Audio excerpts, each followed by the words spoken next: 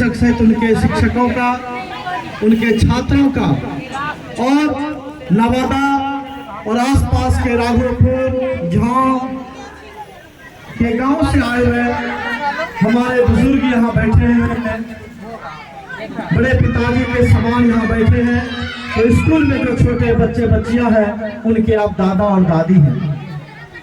आज इस अवसर पर आप सब गांधी जी के बारे में जानते हैं, लाल बहादुर शास्त्री के बारे में जानते हैं, लेकिन आज जो सबसे बड़ी पीड़ा है कि आजादी के 78 वर्ष में जब हमारा समाज आगे बढ़ रहा हो, शिक्षा के दौर में आगे बढ़ रहा हो, टेक्नोलॉजी के दौर में आगे बढ़ रहा हो, हम झोपड़ी से महल की ओर बढ़ रहे हैं, कच्ची पगडंडियों की राह में चलते हुए पक्की सड़क की तरफ बढ़ रहे हैं।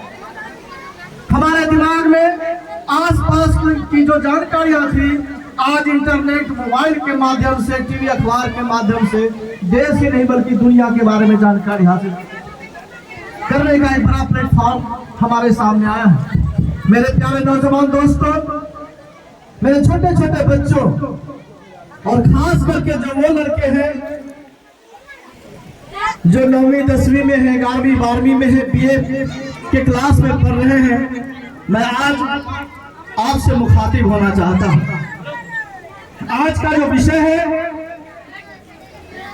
कि इस विकास के दौर में, विकास का एक अंधी दौर है, उसमें लगातार हम दौड़ते चले जा रहे हैं, लेकिन हमारे गांव की वो पगडंडियां छूट रही है।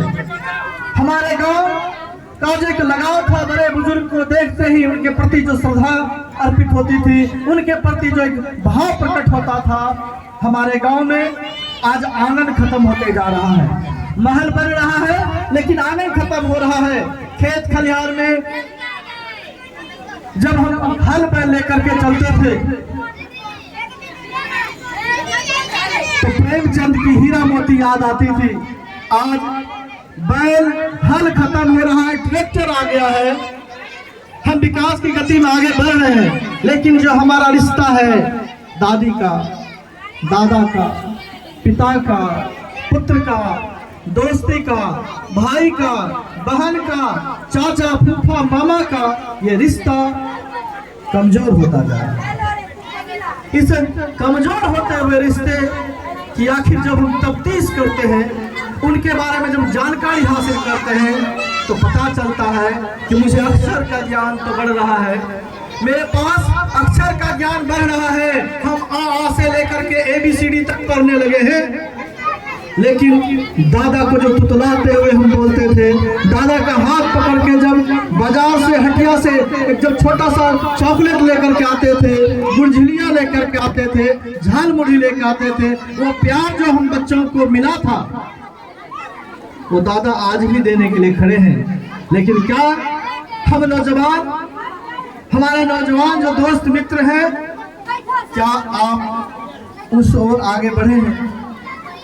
आपके कोमल नन्हे हाथों को जिसने अपने हाथों में लेकर आपके हाथ को मजबूत किया, आप जब ठीक से चल नहीं पा रहे थे, वही माँ बाप अपने गोद में, अपने आंचल में ढककर आपकी बीमारी में आप कैसे ठीक रहे, स्वस्थ रहे, आपकी शिक्षा कैसे बढ़े, आप अच्छे से अच्छे स्कूल में कैसे पढ़े, वो खेत में मजदूरी करते हुए, वो खेत में बनिहारी करते हुए, गेहूं मकई की कटनी करते हुए, परवल तोड़ते हुए, उस गर्मी में, उस पसीने से लथपथ शरीर से 400 रुपये, 300 रुपये, महिलाओं को तो ऐसे ही मजदूरी कम मिलता है, 150 रुपया, 200 रुपया, और उस पैसे से जब आपको पालने का काम किया, तो जब आप नौजवान हो रहे हैं तो आप कहाँ जा रहे हैं? आप गांजा भांग की तरफ जा रहे हैं, सिगरेट उड़ा रहे हैं। आज समाज के अंदर चरस, अफीम जैसी बातें आ गई है कि छोटे छोटे जो स्कूल में बच्चे 9वीं 10वीं 11वीं 12वीं में पढ़ रहे हैं, उनके हाथों में सिगरेट, चरस, गांजा आ गया। आप कैसे सम्मान करेंगे? क्योंकि आपको भी बूढ़ा होना है, आप भी उस उम्र के पड़ाव में जाएंगे। आप, हमारे दादा, हमारे पिताजी ने तो कड़ी मेहनत किया, खेत में मेहनत करके शरीर भी मजबूत हुआ, लेकिन आप नशा के चपेट में आकर के जिस तरह से आपका शरीर खोखला हो रहा है, आप तो इनकी उम्र तक पहुंच भी नहीं पाएंगे। बीच में ही हो सकता है आपकी रास्ता, आपकी जो राह है, आपका जो मंजिल है वहां तक ना पहुंचे और बीच में ही, बीच राह में ही आप फिसल जाए। तो ये जरूरी है कि हमें वो सीख लेना चाहिए। हम खेलते हैं, खेल के मैदान में रहते हैं, वहां भी हमारे अभिभावक होते हैं, कोच होते हैं, प्रशिक्षक होते हैं, वो हमें बताते हैं कि हमें खेल के विधा में कैसे आगे बढ़ना है। जब हम स्कूल में किताब पढ़ रहे हैं तो हमारे शिक्षक हैं, हमारे गुरुजन हैं, हमें राह बताते हैं कि इस कहानी को पढ़ें, इस कविता को पढ़ें, इस तरह गणित को पढ़ें और जीवन के गणित में भी आप सफल हो। आज हम पैसा कमाने की तरफ आगे बढ़ रहे हैं लेकिन परिवार से अलग हो रहे हैं। जो आंगन था वो आंगन खत्म हो रहा है। आंगन में जो किलकारियां गूंजती थी आज केवल कमरे में जाकर बंद हो रहा है। आज जब देख रहे हैं कि नौजवानों की शादी होती है तुरंत से घर में विभाजन हो जाता है और अपने अपने कमरे में सिमट जाते हैं। आज के दौर में ये जरूरी है कि हम उन लोगों को याद करें जिन्होंने इस देश को अपना आंगन समझा, इस देश को अपना घर समझा। वो कौन है? आज हम याद कर रहे गांधी जी को। उन्होंने भी हमारे दुलार चंद बाबू बोल रहे थे कि उन्होंने बचपन में जब स्कूल में वो पढ़ रहे थे गांधी जी, तो इंस्पेक्टर आए जांच करने के लिए, तो स्कूल के गुरुजी ने उनको बताया कि थोड़ा तुम बगल वाले को भी देख करके लिख लो, नहीं तो मेरी नौकरी चली जाएगी। गांधी ने ऐसा नहीं किया। उन्होंने सत्य को संजोया और जब पूछा गया इंस्पेक्टर से, जो स्कूल इंस्पेक्टर थे, कि तुमने क्यों नहीं लिखा, उन्होंने कहा ये मुझे नहीं आती है इसलिए मैंने नहीं लिखा और ये मेरी ही कमजोरी है। तो ये जो हमारे अंदर सत्य का भाव है, गांधी पूरे जीवन भर नशा नहीं करते, वो अहिंसा का पाठ पढ़ाते हैं। आज भारत में एक नफरत का दौर चला हुआ है, वो नफरत आज हमारे घर में शामिल हो गया है। जब आपको हिंदू मुसलमान के नाम पे बांटेगा, अगड़ी पिछड़ी के नाम पे बांटेगा, औरत और पुरुष के नाम पर बांटेगा, गरीबी और अमीर के नाम पर बांटेगा, तो बांटने का जब प्रक्रिया शुरू होता है तो आपके घर आंगन चौखट तक आएगा। और ये बांटने की जो प्रक्रिया है वो हमारे घर, हमारे दिमाग, हमारे भीतर में आ गया है। और जब ये नफरत का बीज हमारे दिमाग में पनपेगा तो हम उसी दृष्टि से लोगों को देखेंगे, उसी दिमाग से देखेंगे, उसी चरित्र से हम उसको पहचानेंगे। ये मिटाने का समय। लाल बहादुर शास्त्री जिन्होंने कहा जय जवान जय किसान, आज वो क्यों कहा जय जवान जय किसान? क्योंकि जब मुल्क पर खतरा बढ़ा, जवानों के लिए उन्होंने कहा कि आज शहादत देने का समय है। किसानों को कहा ये जवान आप अगर अनाज उपजा करके उन्हें नहीं देंगे तो खाएगा कैसे? किसानों ने अपना बहुत मेहनत किया और आज देश के अंदर एक उन्नत व्यवस्था आया है कि आज अनाज की कमी नहीं है। आज सेना में भी नौजवानों की कमी नहीं है, लेकिन हमारे गांव के अंदर जो सेना होना चाहिए था, वो भाईचारे का, वो बंधुत्व का, वो प्रेम का, आज हम लोग क्या करते हैं? मानव समाज में बटे हुए हैं, किसी को दलित होने के नाम पे नफरत करते हैं। आज भी हमारे समाज में जो कमजोर वर्ग है, आप देखेंगे कि हमारे समाज में मुसहर जाति के हैं, डोम जाति के लोग हैं, अन्य और भी दलित जातियां हैं, गांव के किसी बाहर क्षेत्र में उन्हें बसाया जाता है।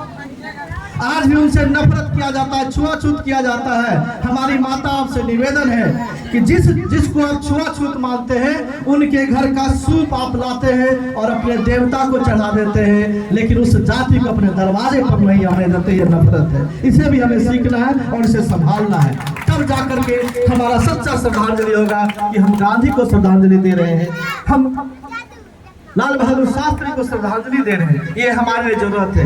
एक और बात कहना चाहता हूँ, हमारे नौजवान मित्र आजकल प्रेम बहुत करते हैं और वो प्रेम ऐसा है कि पुल पर से जाके कूद जाते हैं, किसी लड़के लड़की के साथ भाग जाते हैं, रेल में जाके कट जाते हैं, जहर खा लेते हैं, अपने हाथ में चाकू से अपने हाथ को काट लेते हैं। मैं कॉलेज में जाता हूँ, युवाओं से बात करें, कई एक लड़कियों का हाथ में देखता हूँ कि चाकू से कटा हुआ ब्लेड से, कई एक लड़के को देखता हूँ वो अपना हाथ काटा हुआ। क्यों? मेरा दोस्ती था फलाने लड़की से, फलाने लड़का से, और इस चक्कर में वो अपना गला काट लेता है, वो अपना जहर खा लेने का काम करता है। सोचिए कि जो युवक अपने माँ बाप से प्यार ना किया, अपने भाई बहन से प्यार ना किया, वो तुमसे प्यार करेगा? जो लड़की अपनी माँ बाप का नहीं हुआ, अपने भाई बहन का नहीं हुआ, वो तुम्हारा भी नहीं होगा, समाज का भी नहीं होगा, ना शिक्षक का होगा, ना बुजुर्गों का होगा, ना माता का, ना बहन का, किसी का नहीं होगा। इसलिए सबक लेना है कि हम ऐसे प्रेम के, जब प्रेम का मतलब होता है क्या, प्रेम का मतलब है बलिदान। और ये जिसने प्रेम किया, आज हम उनकी जयंती मना रहे, गांधी है। हमारे देश में बहुत सारे लोग, सरदार पटेल हुए, भगत सिंह हुए। भगत सिंह ने कहा कि जब जब मैं क्रांति को देखता हूँ मुझे लगता है मेरी सनम मेरे सामने है। वो क्रांति से प्यार किया, इस मुल्क से प्यार किया, और 23.5 वर्ष की उम्र में फांसी पर लटकने का, हंसते हंसते फांसी पे उन्होंने कुर्बानी दी। इसे प्यार कहते हैं। प्यार का मतलब छिछोलापन नहीं है कि हम अपने किसी निजी सुख के लिए किसी के साथ भाग जाए, किसी के साथ चले जाए, या जहर खा ले, या विक्रमशिला पुल से कूद जाए। रोज घटनाएं आज समाज में हो रही है। हम जिस गांव से आते हैं, जिस बिहपुर से आते हैं, मेरा गांव विक्रमपुर है, थाना के ठीक बगल में मैं रहता हूँ। 12 साल, 14 साल, 15 साल, 16, 17 साल के लड़के लड़कियां घर से भाग रहे हैं। किस लिए भाग रहे हैं? मतलब प्रेम करने के लिए। इसको प्रेम कहते हैं क्या? तो भगत सिंह ने जो प्यार किया, गांधी ने जो प्यार किया, बाबा साहब अम्बेडकर ने जो प्यार किया, और सावित्रीबाई फुले, ज्योतिबा फुले ने जो प्यार किया, उस प्यार को कौन याद करेगा? आज महिलाएं, आज लड़कियां स्कूल में पढ़ रही हैं। आपको मालूम है कि लड़कियों के लिए, महिलाओं के लिए सबसे पहला 1848 ईस्वी में सावित्रीबाई फुले, ज्योतिबा फुले ने महिलाओं के लिए स्कूल खोलने का था। केवल 7 लड़कियां उस स्कूल में आई। यहाँ पर हम लोगों ने राष्ट्रीय शिक्षिका दिवस मनाने का काम किया था। हम उसके लिए भी इस स्कूल को आभार व्यक्त करते हैं कि आपने राष्ट्रीय शिक्षिका दिवस मनाया था। महिलाओं को पढ़ना चाहिए। आपका विकास आपके जिन लोगों ने किया उनको पढ़ना चाहिए। सावित्रीबाई फुले को पढ़ना चाहिए, आपको झलकारी देवी को पढ़ना चाहिए, आपको फातिमा शेख को पढ़ना चाहिए, आपको फूलन देवी को पढ़ना चाहिए, सरोजनी नायडू को पढ़ना चाहिए। ऐसी ऐसी बहुत सारी महिलाएं हुए जिन्होंने आपके पैर की बेड़िया को तोड़ने का काम किया। आपके हाथ में जो हथकड़ी थी, आपके हाथ में कलम नहीं आने दिया जाता था, उस लड़ाई को लड़ करके आप तक लाने का काम किया। तो कितने लोग सावित्रीबाई फुले को पढ़ते हैं, ये जानना जरूरी है। सावित्रीबाई फुले, वो भी 10-11 साल की उम्र में शादी हो जाती है। ज्योतिबा फुले उनके पति हैं, और सावित्रीबाई फुले के हाथ में एक पुस्तक वो देखते हैं तो कहते, क्या सावित्री तुम पढ़ी लिखी हो? सावित्री ने कहा, नहीं, मैं तो पढ़ी लिखी नहीं हूँ। तो बोला, फिर ये तुम्हारे पास किताब? बोला, मुझे किताब बहुत अच्छा लगता है। ज्योतिबा फुले 12 वर्ष की उम्र में सावित्रीबाई फुले से कहते हैं, क्या तुम पढ़ना चाहती हो? ध्यान देना मेरे नौजवान, जो 12, 14 साल, 18 साल के लड़के लड़कियां हैं, कि 12 साल का वह लड़का अपने 11 साल की पत्नी से पूछता है, क्या तुम पढ़ना चाहती हो? उन्होंने कहा, जरूर हम पढ़ना चाहते हैं। और इसलिए उस पढ़ाई को लेकर के, जो महात्मा ज्योतिबा फुले गरीब घर से था, खेती किसानी करता था, फूल की खेती करता था, यहाँ जिस तरह से आप परवल और गोभी, आलू, प्याज की खेती करते हैं। तो उन्होंने कहा, जब तुम खाना लेकर मेरे पास आओगी खेत में, मैं तुम्हें वही पढ़ाने का काम करूंगा। क्योंकि उस समय जिस हिंदू और जिस धर्म का बात करते हैं, उसमें महिलाओं को पढ़ने का अधिकार नहीं था। अगर वो पढ़ेगी तो उसे खराब कहा जाता था, समाज से उसे बहिष्कृत किया जाता था। इस डर से उन्हें अपने खेत में पढ़ाने का काम किया, सिखाया। और जब कुछ सावित्रीबाई फुले पढ़ने लगी तो धीरे धीरे उसे स्कूल में दाखिला कराया, अंग्रेज के स्कूल में दाखिला कराया, और उसे वहां से मैट्रिक कराया। सावित्रीबाई फुले जब पढ़ लिख ली तो ज्योतिबा फुले ने कहा कि मैं पुरुष हूँ, मैंने तुम्हें पढ़ा दिया, अब तुम्हारी जवाबदेही कि अन्य महिलाओं को पढ़ाया जाए। और उन्होंने पहला स्कूल खोलने का जब प्रण लिया तो समाज के लोगों ने बहिष्कार किया, है ज्योतिबा फुले, सावित्रीबाई फुले, तुम महिलाओं को पढ़ाओगे? ये नहीं हो सकता। जिस तरह से यहाँ हमारे मित्र, यहाँ साथी भाई रवि जी यहाँ मौजूद है, राजेश जी उनके पिताजी, माताजी यहाँ मौजूद है, और ये एक अनूठा सब कार्यक्रम करते रहते हैं। जब ज्योतिबा फुले, सावित्रीबाई फुले ने निर्णय लिया कि हम स्कूल में पढ़ाएंगे, तो गांव समाज के लोगों ने कहा उनके पिता से कि तुम्हारा बेटा और पुतहू ना बहुत बदमाश हो गया है, हम समाज से तुम्हें बहिष्कृत कर देंगे, समाज से तुम्हें बाहर कर देंगे। और उनके पिताजी माताजी डर जाते हैं और ज्योतिबा फुले से कहते, बेटा देखो तुम पढ़ लिए, पत्नी को पढ़ा लिए, अब तुम ये क्या करके चले हो कि समाज के लोगों को पढ़ाएंगे? समाज को कबूल नहीं है, लोग कहते तुम्हें जात से मार देंगे। उन्होंने कहा कोई बात नहीं पिताजी, हम ये काम करेंगे, हमने निर्णय लिया है। तो बोला तब तो तुमको 2 में से 1 चयन करना होगा, या तुम पढ़ाने जाओ या घर में रहो, मतलब स्कूल तुमको ये जो है घर छोड़ना पड़ेगा। और ज्योतिबा फुले सावित्रीबाई फुले को घर से भगा दिया जाता है। उनके मित्र हैं और उनके मित्र ने उन्हें रखने का काम किया।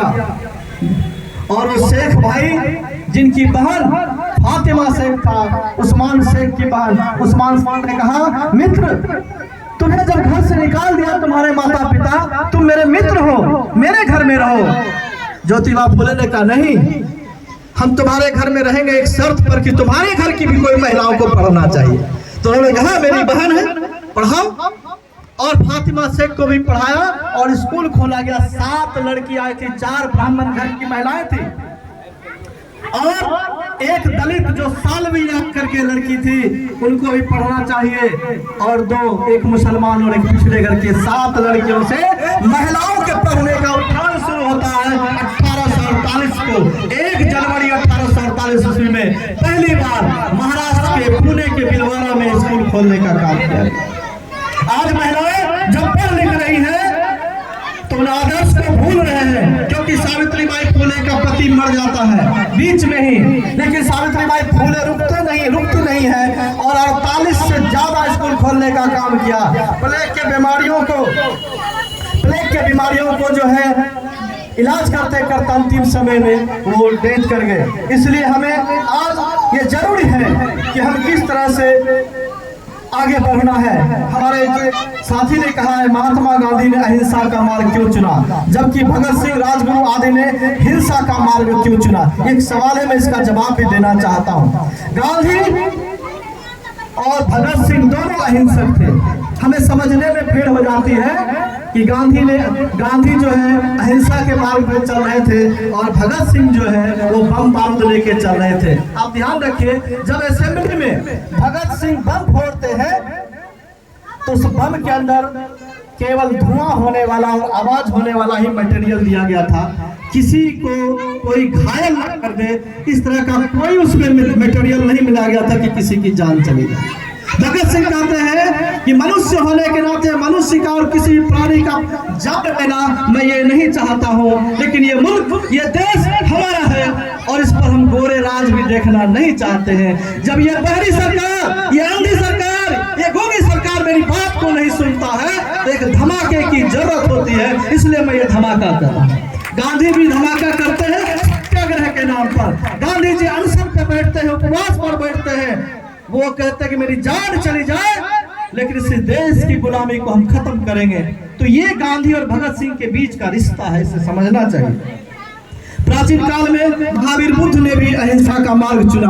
आप जानते हैं कि ये भाग जिस बिहार में है, इस बिहार में ऐसे 2 महान विभूति, ऐसे तो सैकड़ों महान विभूतियों को उन्होंने जन्म दिया, लेकिन ये तथागत बुद्ध और महावीर दोनों अहिंसक के पैरोकार थे। लेकिन बुद्ध जब अहिंसा के मार्ग पे चल रहे हो, जब महावीर अहिंसा के मार्ग पे चल रहे हो, तो उनके साथ ज्ञान का रास्ता है।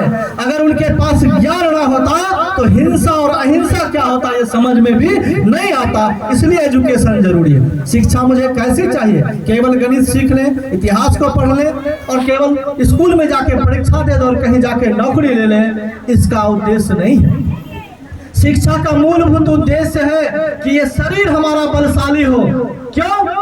अगर हमें सही शिक्षा मिलेगा तो हम नशा के चपेट में नहीं जाएंगे, गलत तरह की चीजों को खाएंगे पिएंगे नहीं। ये शिक्षा का पहला उद्देश्य है। इसलिए शरीर बलशाली हो, हम एक्सरसाइज करेंगे, हम मेहनत करेंगे, हम श्रम करेंगे, तो शिक्षा का पहला उद्देश्य है कि शरीर बलशाली हो। शिक्षा का दूसरा उद्देश्य है हमारा मस्तिष्क उन्नत हो। जैसे हम बेहतर बीज डालते हैं इसलिए बेहतर फल मिलता है, उसमें खाद बीज उनका संरक्षण करते हैं, कीटनाशक दवाई देते हैं, इसलिए उसी तरह हमारे दिमाग में अच्छी अच्छी किताबों को पढ़ना, बेहतर लोगों को सुनना, दार्शनिक लोगों को सुनना, दुनिया में जिन्होंने ज्ञान बांटा, चाहे कार्ल मार्क्स हो, गांधी हो, अंबेडकर हो, लोहिया हो, जयप्रकाश हो, भगत सिंह हो, सावित्रीबाई फुले हो, ज्योतिबा फुले, तमाम ऐसे संत गाडगे हो, कर्पूरी ठाकुर हो, ऐसे ऐसे ज्ञानी पुरुषों के बारे में जानना, समझना, अनुसरण करना। और तीसरी बात जो उन्होंने सबसे बड़ी बात शिक्षा का उद्देश्य है कि हमारा जो हृदय है ये हमारा विशाल हो। आजकल हम क्या करते हैं, हम पति पत्नी है, बस भाड़ में जाए सास ससुर, इसकी चिंता नहीं रहती है, हम दो लोग खुश हैं ये चले जाए। तो जो बीज अभी आप बो रहे हैं, अपने बुजुर्गों को बहिष्कार कर रहे हैं, अपने बुजुर्गों को प्रताड़ित कर रहे हैं, कल तो आपको भी बुजुर्ग होना है, कल आप भी दादा दादी बनेंगे। आज माँ बाप है तो कल दादा दादी बनेंगे, और अगर आप आज बेटा बेटी है तो कल भी आप कल किसी के घर की बहू बनेंगे, कल किसी के घर का दामाद बनेंगे। अगर आप अपने बुजुर्गों का सम्मान नहीं करेंगे, उन्हें प्यार नहीं देंगे, आदर नहीं करेंगे, तो फिर आपका भी तो समय आने ही वाला है। मैं भी उसी कड़ी से गुजरते हुए, मैं भी अब करीबन 48 साल का होने वाला हूँ। तो कल दिन अगर हम अपने पिताजी को सम्मान नहीं किए होते, आज मेरा बच्चा मुझे सम्मान नहीं करता, हमारे तमाम नौजवान, मैं घूमता हूँ, मुझे बहुत प्यार सम्मान मिलता है, मैं भी उन्हें उतना ही प्यार सम्मान देने का काम। मैं एक अपना छोटा सा वाक्य सुनाता अपने घर का। मेरे पिताजी शिक्षक थे, उनका 2015 में देहांत हो गया। तो मेरे घर में एक रूटीन था कि जैसे सुबह उठेंगे तो अपनी मम्मी पापा को प्रणाम करेंगे। तो मैं जैसा ही उठता था तो अपने माता पिता को प्रणाम करते थे। ये अलग बात है कि पापा 5 पैसा 10 पैसा दे देते थे, तो वो हमें मिलता भी था, और तब हम स्कूल जाते थे। एक दिन ऐसा हुआ कि पिताजी नवगछिया में नौकरी करते थे, सुबह की ट्रेन से वो घर से पहले निकल गए, मैं थोड़ा उठने में लेट हो गया। मैंने पिताजी को मम्मी को प्रणाम किया, बोला पापा कहाँ है? बोला पापा तो स्कूल चले गए। बोले नहीं प्रणाम तो किए नहीं।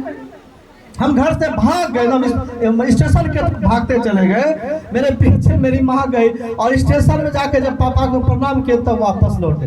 तो ये एक हमारा हैबिट भी होना चाहिए कि बड़े बुजुर्ग मिलते हैं, क्या लगता है प्रणाम चाचा, प्रणाम दादा, इतना कर लेंगे ना बेचारे का हृदय दिल गदगद हो जाए। ये छोटा सा बालक आज दादाजी के गोद में यहाँ बैठा हुआ, अगर ये बड़ा हो जाए और इसी दादा के सामने सिगरेट पिए, गुटखा खाए, गांजा भांग खाए और उनका सम्मान न करे, इस दादा के कलेजे पर क्या गुजरेगा, उस दादी के कलेजे पर क्या गुजरेगा, ये सोचना चाहिए।